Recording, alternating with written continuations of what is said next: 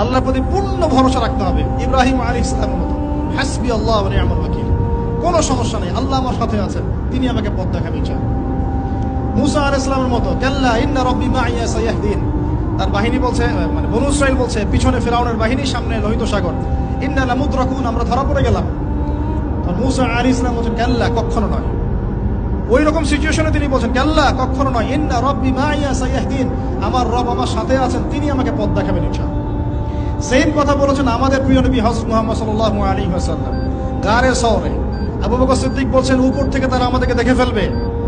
তিনি বলছেন, না, লা তাহজান, তুমি দুশ্চিন্তা করো না, ইন্নাল্লাহা মা'ানা, আল্লাহ আমাদের সাথে আছে।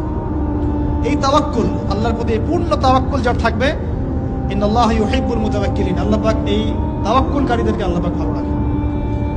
ফালিয়াতাওয়াক্কালিল মুতাওয়াক্কিলুন, আল্লাহর প্রতি ভরসাকারীরা যেন আল্লাহর প্রতি ভরসা রাখে।